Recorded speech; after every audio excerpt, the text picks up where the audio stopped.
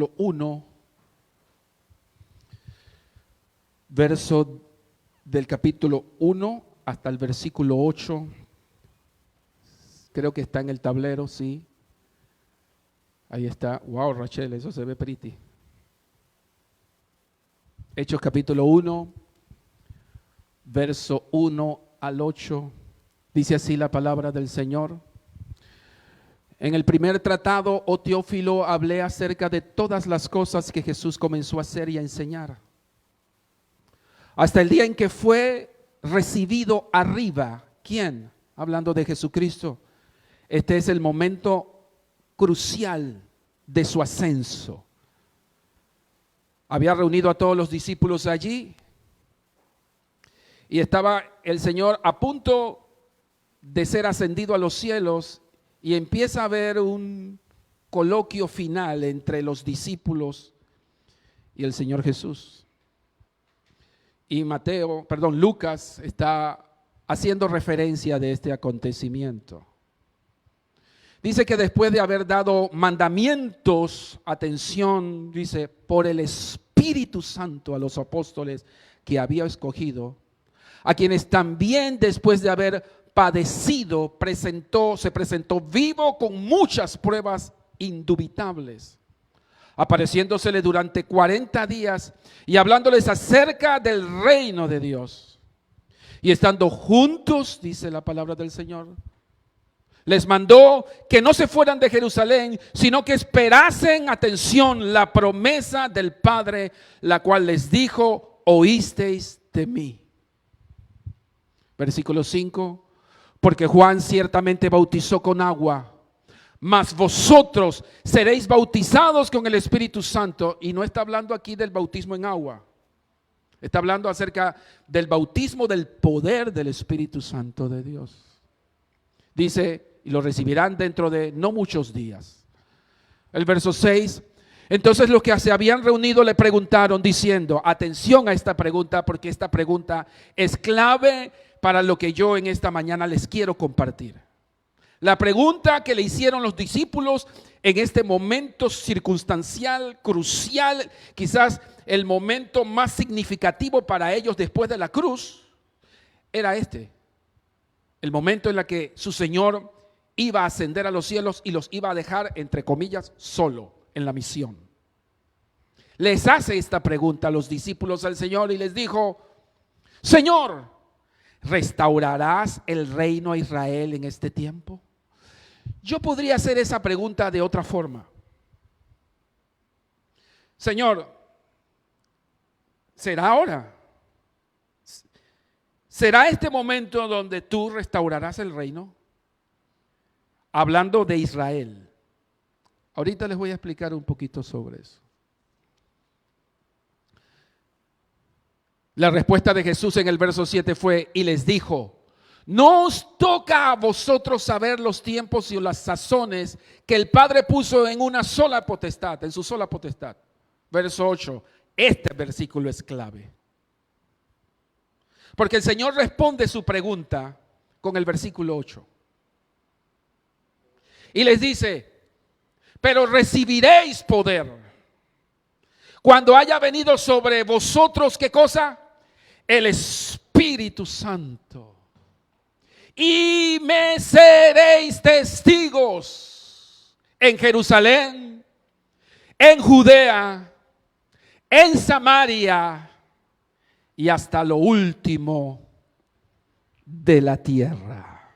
¿Cuántos dicen amén a su palabra?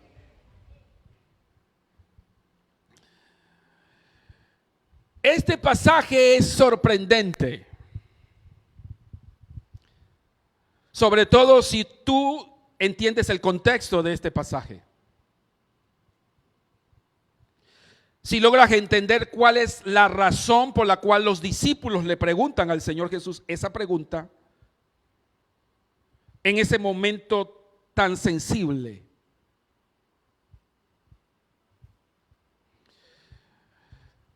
Debió haber sido una pregunta muy importante para los discípulos, por supuesto. Porque hacerle al Señor una pregunta en el último momento, Para ellos debió haber sido muy importante que el Señor se las contestara. Permítame explicarle esto desde su contexto, porque yo necesito que ustedes entiendan por qué los discípulos le preguntaron a Jesús sobre esta pregunta muy particular. Y para eso necesitamos entender, como les mencioné, el contexto. Necesitamos entender un poquito de la historia de Israel, para que nosotros podamos comprender la urgencia de los discípulos que el Señor les contestara esta pregunta, porque los discípulos estaban esperando esto desde hace mucho tiempo. Así es que la respuesta de Jesús tiene que ver mucho no solamente con satisfacer las necesidades de una respuesta por parte de los discípulos, sino tú y yo también tenemos que ver mucho con esa respuesta. Y es por eso que yo quiero en esta mañana poder dejarles a ustedes claros que esto que les estoy predicando en esta mañana y que les estoy enseñando tiene que ver mucho con nosotros, aunque la respuesta fue para los discípulos. También esa respuesta de Jesús nos cae a nosotros. Hagamos un breve recordatorio de todo lo que fue, en breves palabras, la historia de Israel. Vamos a cursar por la historia de Israel así a vuelo de pájaro, para poder entender un poquito el contexto de lo que les estoy enseñando. Recordemos que hasta ese momento Israel había vivido la mayor parte de su vida subyugados por naciones extranjeras. Recuerden que cuando Israel salió a través de su padre Abraham de Ur de los Caldeos, Dios le había dado a Abraham la visión de construir una nación que serían como las estrellas del cielo, como la arena del mar, una gran nación. Y fue a través de Abraham y la descendencia de Abraham donde esa población, esa tierra de Israel empezó a crecer hasta que llegó a la tierra de Egipto. Estoy parafraseando la historia porque no puedo ser, como les dije, muy detallista en esto, así que voy a mencionar los aspectos más importantes que quiero señalar. Ellos llegaron a la nación de Israel a través de su padre Jacob y de su padre José. Recuerden que José había sido el segundo del faraón. Y la Biblia menciona que después que murió Jacob, esa población de Israel se convirtió en una población grandísima, tanto así que los egipcios empezaron a temer de los judíos, porque la población judía, la nación de Israel, cada vez se hacía más grande y ellos temían a que la nación de Israel hubiesen tenido problemas con ellos por la gran cantidad de personas. Por tal razón, lo que hicieron los egipcios fue que esclavizaron a la nación de Israel. Y fueron 400 años de esclavitud que vivieron los israelitas bajo el cautiverio de los egipcios.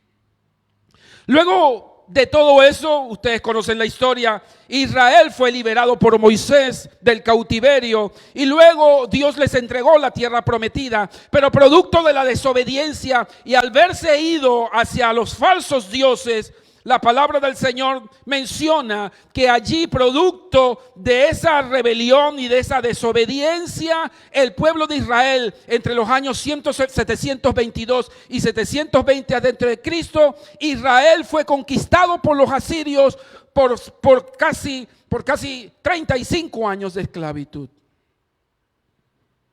Y para el año 586, gran parte de los judíos habían sido exiliados hacia Babilonia, donde allí también fueron conquistados y cautivados y esclavizados por los babilónicos allá cerca del año 586 antes de Cristo. Y su cautiverio fue aproximadamente entre 60 y 70 años de esclavitud. Luego, después de eso, los judíos retornaron a Jerusalén para la reconstrucción del templo. Y la ciudad de Jerusalén, entre los años 538 y 515 antes de Cristo, fue que ellos empezaron a reconstruir la ciudad. Ellos regresaron del exilio y empezaron a reconstruir los pedazos de ciudad que les había quedado y empezaron a reconstruir el templo. Pero una vez más Israel fue desobediente y se acercaron hacia los falsos dioses. Y como consecuencia de esto, para los años 332, surge la famosa rebelión de los macabeos, porque ellos fueron luego una vez más invadidos por el imperio helenística que estaba dirigido por Alejandro Magno, la cual una vez más quedaron en cautiverio. Con la rebelión de los macabeos pudieron descansar un breve tiempo de la esclavitud, pero para el año 63 antes de Cristo, el imperio romano vuelve a capturar a los judíos.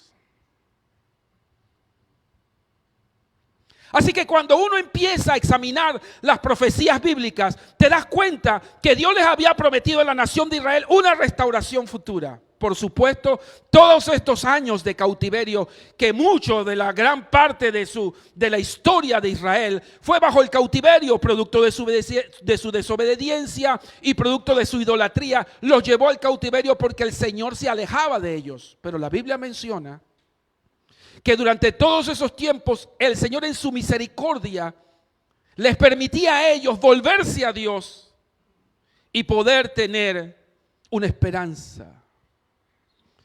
Así que tanto los profetas mayores como los profetas menores del Antiguo Testamento, casi todos ellos habían prometido un Mesías que vendría. Un Mesías que vendría a liberarlos a ellos del cautiverio político y del cautiverio humano, porque Israel estaba harto y estaba cansado de estar en cautiverio. Y en ese momento estaban bajo el control y el imperio romano. Ahora,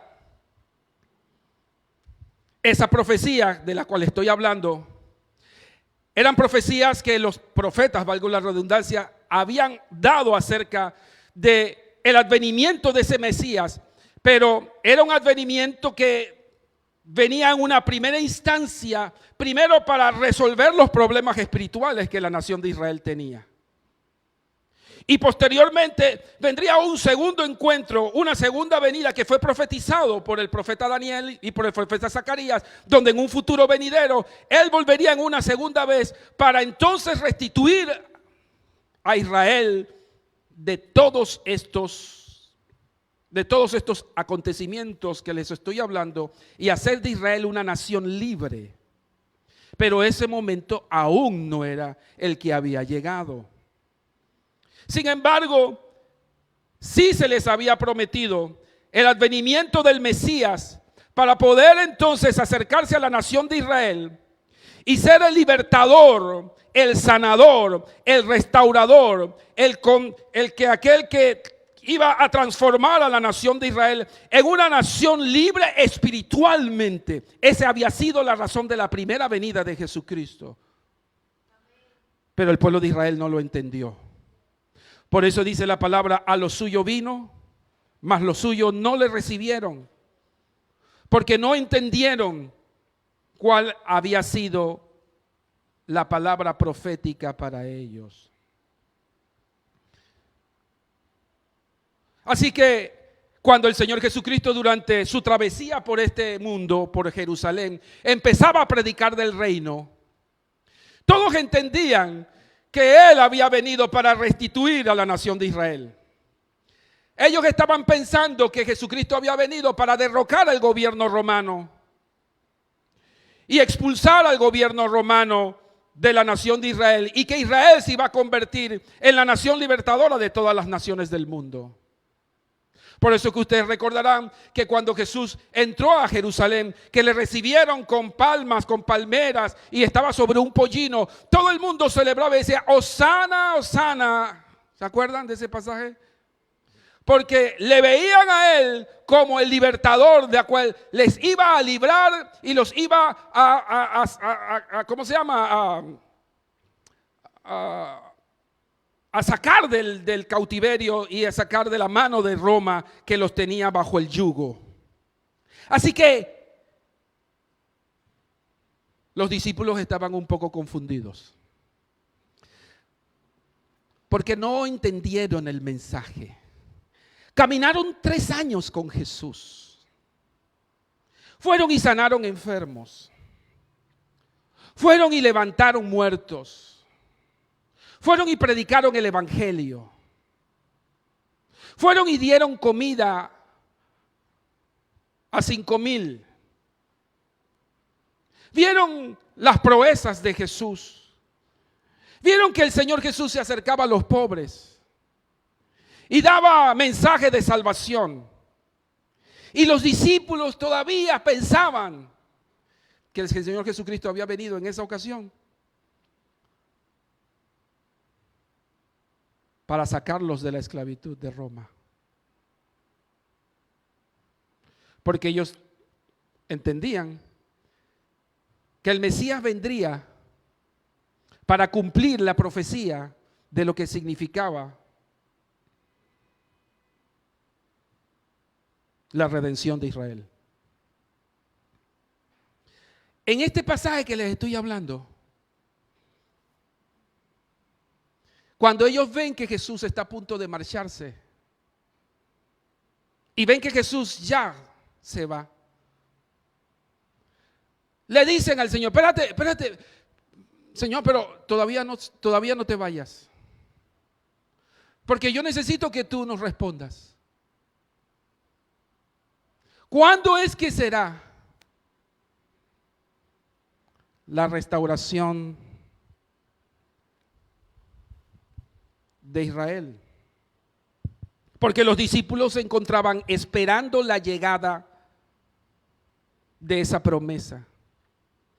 Y el Señor Jesucristo les habló durante su recorrido por Israel, donde tuvieron la oportunidad muchas veces de llevar la palabra como lo hicieron los discípulos con el Señor. En muchas ocasiones el Señor les habló de un poder, escúchenme, de un poder que vendría, gracias,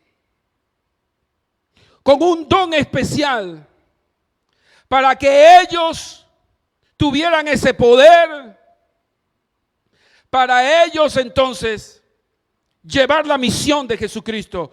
Pero ellos no entendían en qué consistía ese poder. Porque le preguntaron: ¿es ahora cuando vas a restablecer el reino de Israel? Mis hermanos, déjenme decirles, los discípulos estaban totalmente perdidos, estaban totalmente desubicados de la misión que Jesús les había enviado a hacer en muchas ocasiones. No querían ni siquiera considerar tener que predicar el evangelio de salvación a las naciones antes de que el mundo llegara a su fin. La verdad es que esta tarea no estaba en sus prioridades. Ellos habían caminado con Jesús, ellos habían llevado el plan de salvación, ellos habían acompañado a Jesús a las aldeas, ellos habían caminado con Jesús para hacer toda clase de milagros y llevar las proezas, y el Señor los había motivado a ellos a hacer lo mismo. Los había capacitado y los había instruccionado y los había preparado para que ellos fueran los que llevaran el evangelio de la cruz una vez cuando el Señor Jesucristo ascendiera. Pero la verdad, al escuchar esta pregunta, yo me doy cuenta de que en las prioridades de ellos no estaba eso. Porque a ellos lo que más les interesaba era que el Señor liberara a la nación de Israel de los romanos.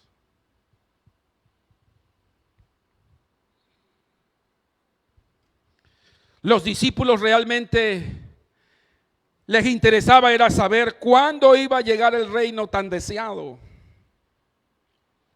Que si dependiera de ellos, eso podría ser en ese mismo momento. Si hubiera dependido de los discípulos, en ese mismo momento, el Señor Jesucristo hubiera llamado una camada de ángeles y allí mismo se hubiera armado una revuelta y hubieran derrocado al César y hubiesen derrocado al Sanedrín y hubiesen derrocado al gobernador de Israel, y ahí todo se hubiera acabado. Ese hubiese sido el deseo de los discípulos en ese momento. Anhelaban tanto saber los planes del Señor para expulsar a los romanos de la tierra prometida. Ellos sabían que Jesús tenía el poder. Ellos sabían que si Jesús quería, ellos en ese mismo momento, Dios podía derrocar el gobierno romano y satisfacer la necesidad que tenían política de ser una nación libre. Permítame decirlo esto, mis hermanos, porque lo que quiero es que ustedes logren entender en pocas palabras lo que realmente significa la venida del Espíritu Santo. Porque la llegada de ese reino no se iba a comunicar por anticipado. La venida del reino de la cual los discípulos esperaban, eso no iba a venir en el momento que ellos estaban esperando. Ni tampoco cuando Israel sería restaurado como nación independiente. Todavía ellos no lo sabían en ese momento. Eso fue profetizado por el Señor Jesucristo, sí, en el capítulo 24 del libro de Mateo, que leímos esta semana cuando tuvimos nuestra clase de escatología.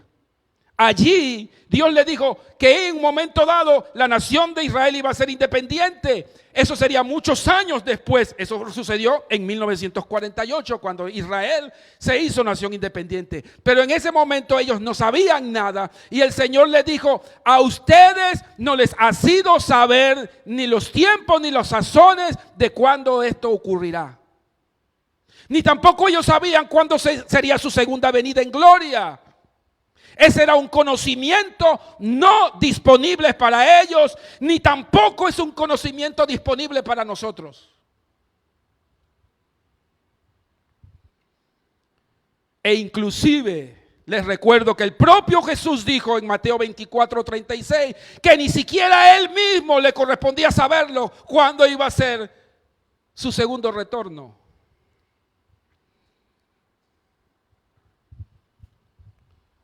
¿Saben qué no entendieron sus discípulos? Sus discípulos no entendieron que el Señor les estaba dejando un poder. No para que ellos fueran liberados de la nación de los romanos, del yugo romano, ni para que ellos se convirtieran en una nación libre. Ese poder iba a venir en su momento. Pero el poder de la cual el Señor Jesucristo les estaba hablando en ese momento no era un poder, como les mencioné, para derrocar al gobierno romano y destruir el imperio humano, lo cual tenía sometida a la miseria. No, sino que les dejaba un poder para derrocar un gobierno espiritual. Yo voy a explicar esto otra vez. Ellos que estaban empezando tenían en su mente la posición de que Dios iba a dejarles un poder para ellos poder ser liberados de la nación de Israel. Perdón, de la nación de Roma, del imperio romano. Y ser convertido en una nación libre y poderosa, independiente. Lo que ellos no lograron comprender hasta ese momento es que el Señor les había dejado un poder para ser libres de la cadena espiritual de la cual Israel estaba sometida. Porque, permítame decirle esto,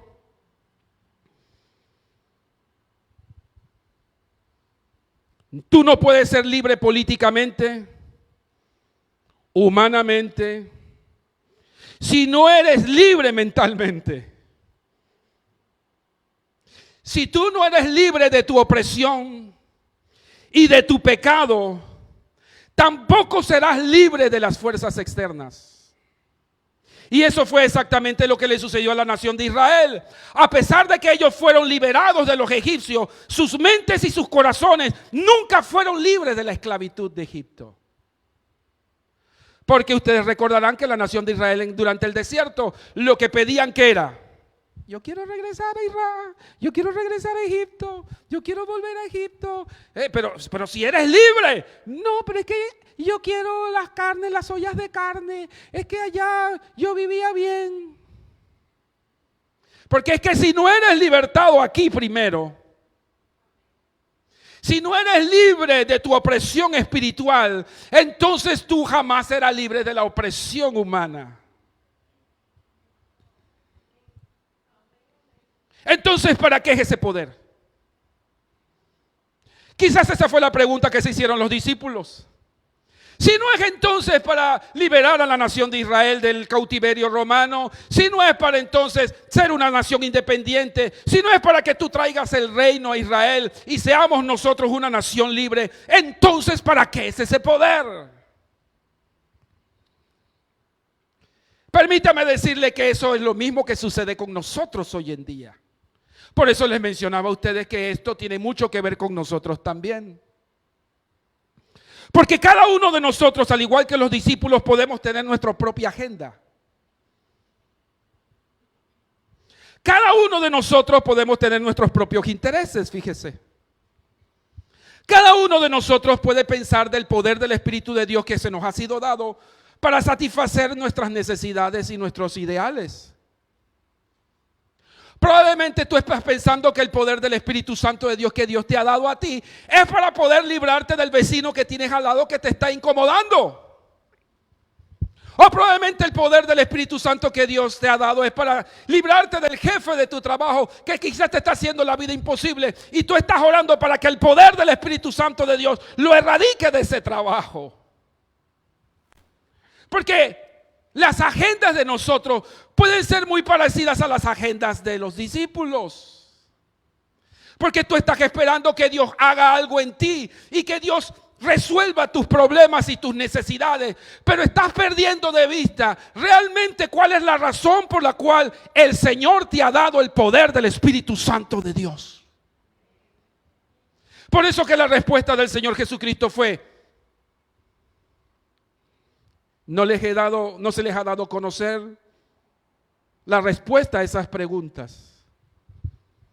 No es el momento para que ustedes sepan con respecto a eso, porque eso no es el caso. Eso no es lo que a ustedes les interesa en este momento. Pero quiero que sepan que sí van a recibir un poder. ¿Un poder para qué?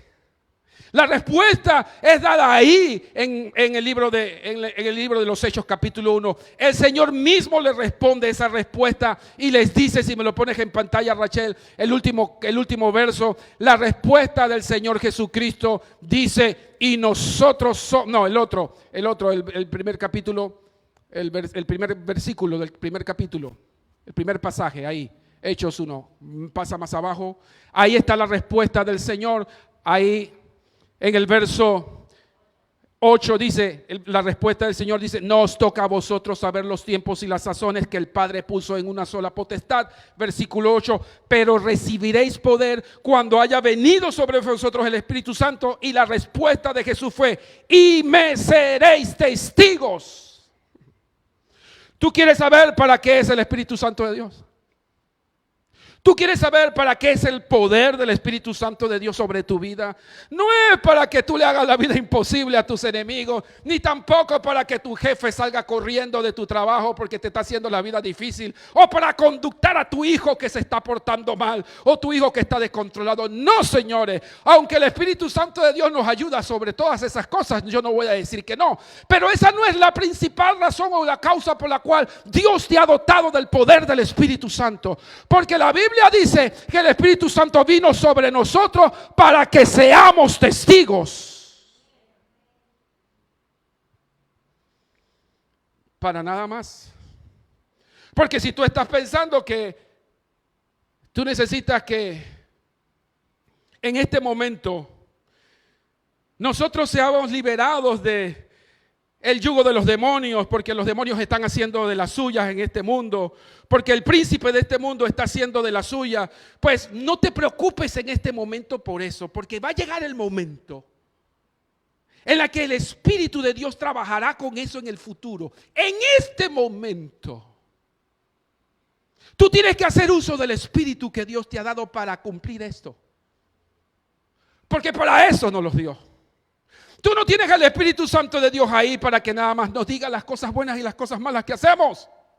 O para que nos redarguya del pecado. Sí, todo eso es función del Espíritu Santo de Dios. Pero no es la principal función. La principal función es para que tú y yo llevemos el Evangelio de salvación como testigos. Para eso nos lo dio, porque para eso se necesita poder. Tú no eres capaz de transformar la vida de nadie. Tú no eres capaz de cambiar la vida de las personas. Tú no eres capaz de hacer cosas extraordinarias en la vida de la gente sin el poder del Espíritu Santo de Dios. Yo quiero que tú sepas eso, porque cuando fuimos a Guatemala, por eso nosotros les enseñamos todo eso, todas esas fotos y todas esas experiencias, porque es que no era posible llegar a tal necesidad y que la gente se convirtiera a Jesucristo habiendo tanta necesidad sin el poder del Espíritu Santo de Dios. Porque había gente ahí convencida de que necesitaba una respuesta, que necesitaba a Jesús, que necesitaba algo. Y cuando llevamos la palabra de Dios, el poder del Espíritu de Dios se manifestó de una forma sobrenatural. Porque no éramos nosotros, era el Espíritu Santo de Dios. Ahora, déjeme decirle esto. Porque les dije, tengo que cortar porque no puedo abusar del tiempo. ¿Qué significa ser testigo? ¿Qué significa ser testigo? Porque si la Biblia dice que seremos testigos, ¿a qué se refiere? Yo busqué en el diccionario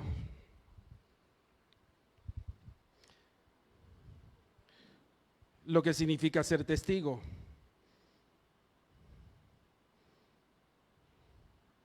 La palabra testigo viene del griego que significa matureo. Es un término judicial. Aquí están los abogados que nos pueden decir un poquito más sobre esto. Un testigo significa alguien que testifica o atestigua de un hecho dado. Alguien que está dispuesto a declarar o puede dar fe de una acción cometida. Oye, estoy bien, ¿verdad? Puchica, yo puedo ser abogado. Yo te dije, Marcelo. Ahí yo voy a tener que trabajar con tu esposa. Ella tiene, ahí los dos podemos hacer.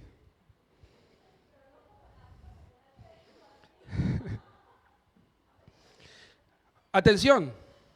Alguien que está dispuesto a declarar o puede dar fe de una acción cometida. Atención a esa definición. Alguien que puede dar fe de una acción cometida. De algo que viviste, de algo que vistes, de algo de la que tú fuiste testigo en un hecho. Ese es alguien que testifica. Y yo pregunto,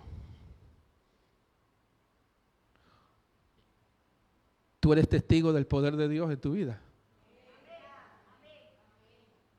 Entonces tú eres un testigo. Tú puedes declarar ante las personas de lo que Jesús ha hecho en tu casa, ha hecho en tu vida personal, ha hecho en tu vida espiritual. Tú puedes dar fe y testimonio si tuvieras que pararte en un tribunal y poder decir, es que yo puedo declarar porque es que yo lo he vivido en carne propia, lo que Jesús y el poder de Jesús ha hecho con mi vida, porque yo antes era así, ahora soy esto y aquello. Entonces yo puedo dar fe de que Jesús es poderoso.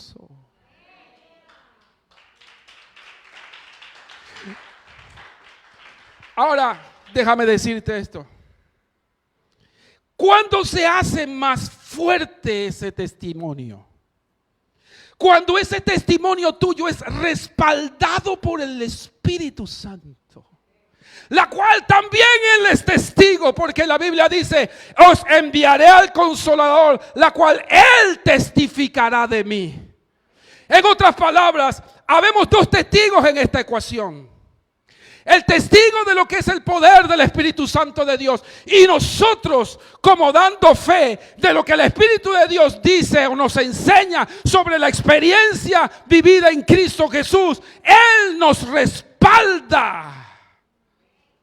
Para eso es el poder. Porque cuando tú testificas de lo que Jesús ha hecho en tu vida y de lo que el Señor está haciendo en ti, el Espíritu Santo de Dios viene con su poder y respalda lo que tú dices y lo que tú proclamas. Porque el poder no viene de ti, el poder de convencimiento no viene de ti, el poder de convencimiento viene del Espíritu de Dios, la cual da a Él, dice, da confirmación de lo que tú estás diciendo es veraz. Ese es el poder del Espíritu.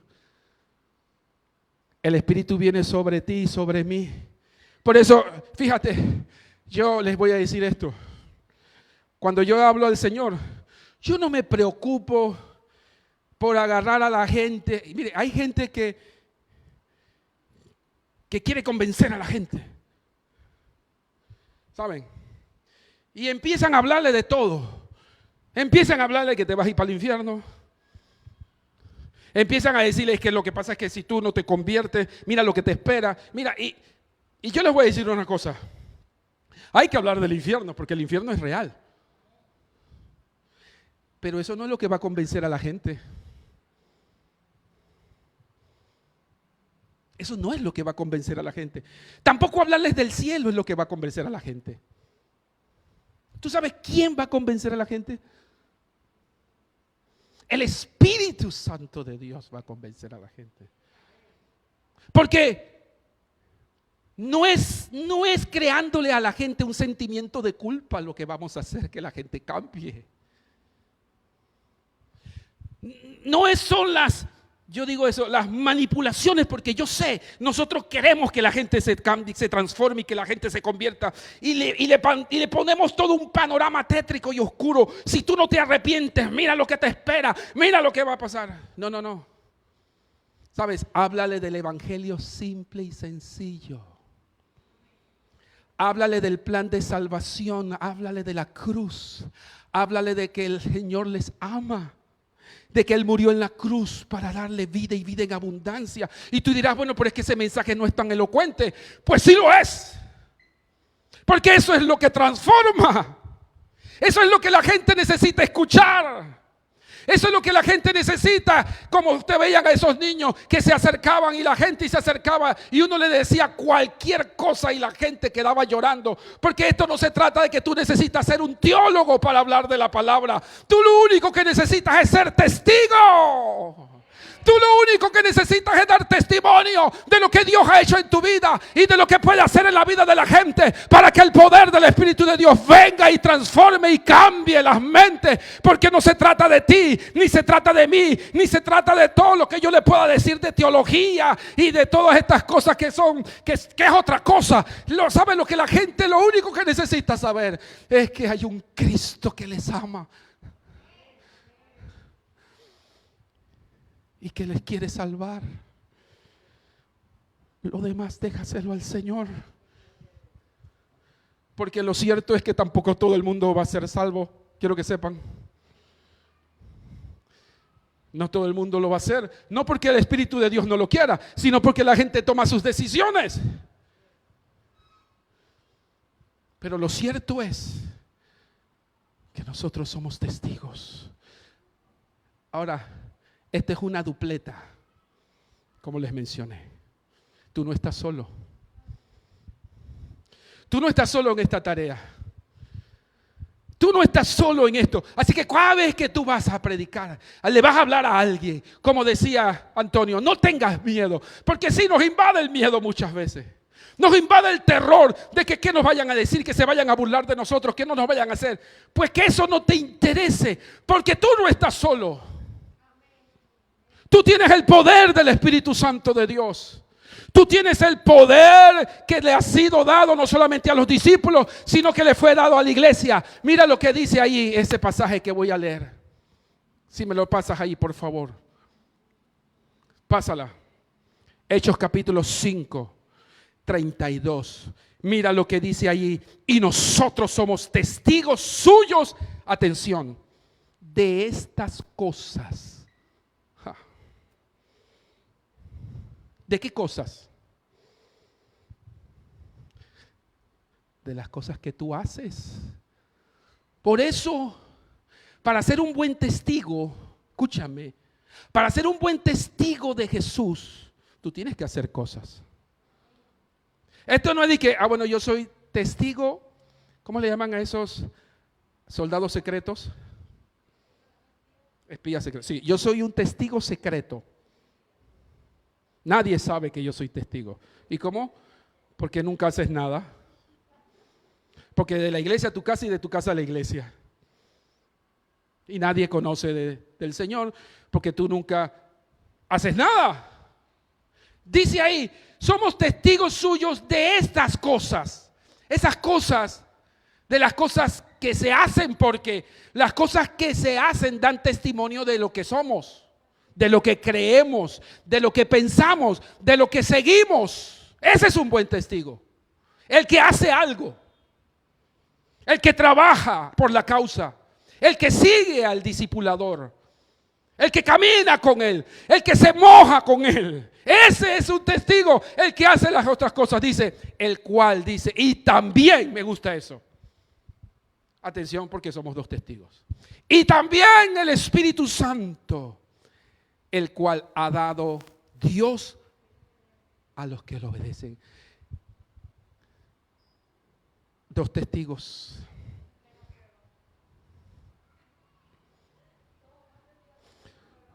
¿Sí? Contra esa evidencia.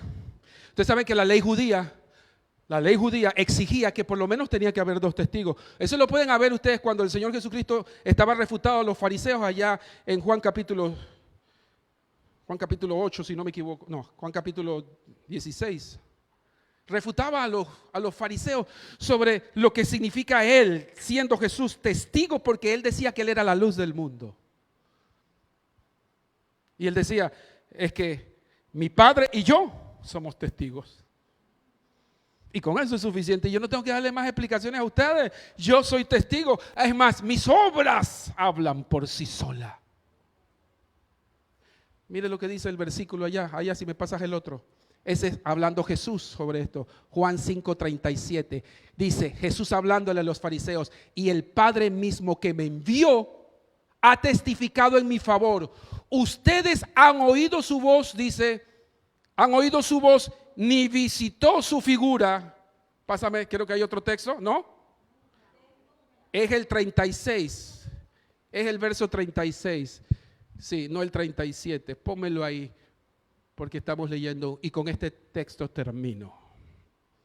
Porque yo quiero que ustedes entiendan que ser testigo tiene que ver con hacer cosas. Por supuesto, hablar es hacer algo, pero también hacer cosas. ¿Sí? ¿Ya lo tienes ahí?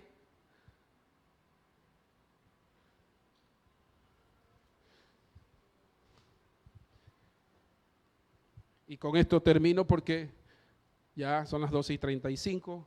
¿Y cuántos tienen hambre? Ay, no sean hipócritas, díganme que tienen hambre, hombre.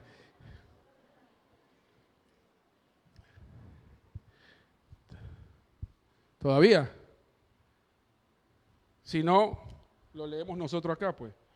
Ahí está, 36. Miren lo que dice ese pasaje. ¿Qué fue? Se borró.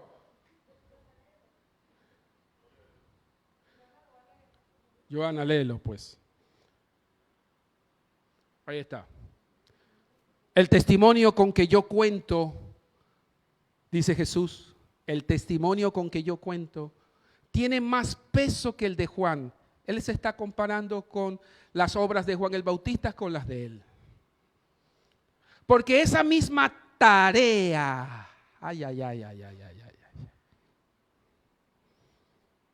clave. Esa misma tarea que el Padre me ha encomendado que lleve a cabo y que estoy haciendo es la que testifica que el Padre me ha enviado. ¿Quieres ser un testigo de Cristo de verdad? Tienes que hacer lo mismo que Él hizo. Él dice, la tarea. ¿Cuál fue la tarea de Jesús? ¿Estar sentado en la sinagoga? La tarea de Jesús fue caminar por las aldeas, caminar por las ciudades, quitarse la corbata, subirse los pantalones, cruzar ríos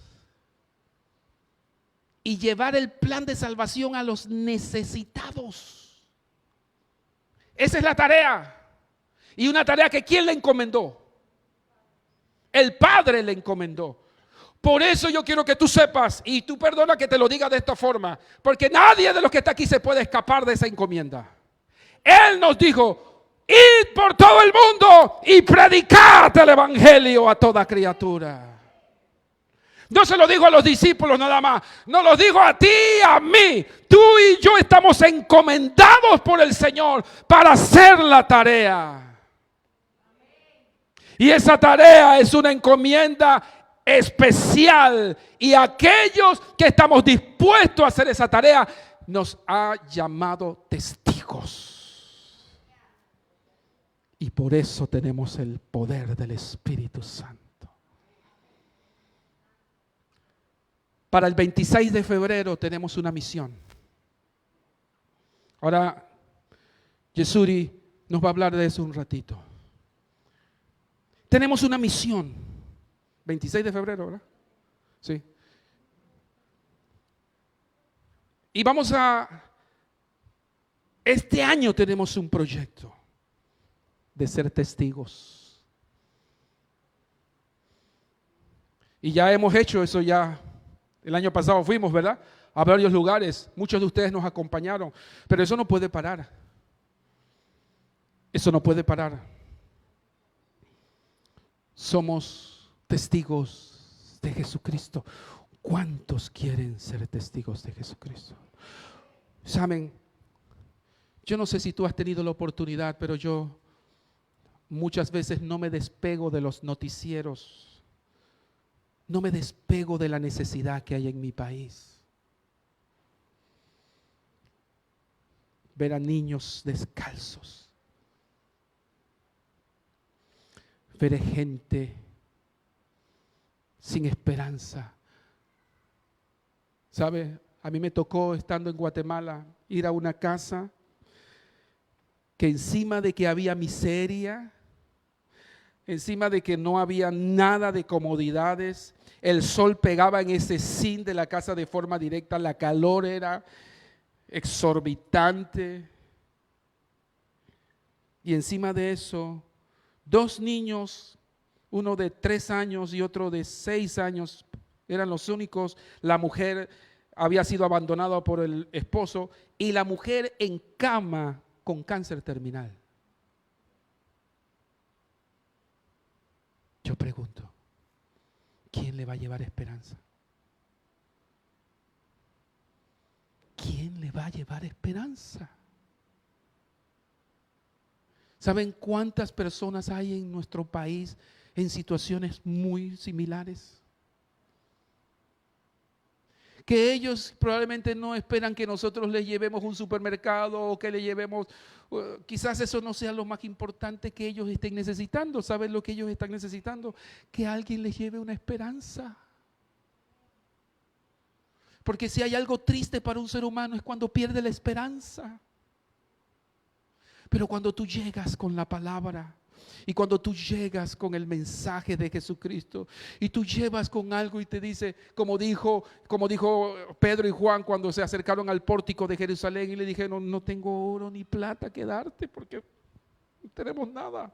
Pero ¿qué tienes tú que dar? Pero lo que tengo te doy. ¿Sabes lo que Pedro y Juan le dieron? Poder del Espíritu. Eso es lo que la gente necesita. Y si a Rachel me pone esa canción, yo quiero que tú te pongas de pie.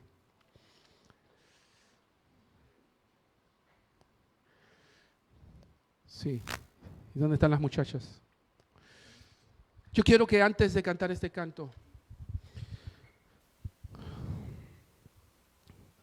tú puedas comprometerte con el Señor una vez más a ser testigos. ¿Cuántos quieren llevar el mensaje de la cruz? ¿Sí? ¿Cuántos quieren llevar el mensaje de Jesucristo? Yo quiero llevar.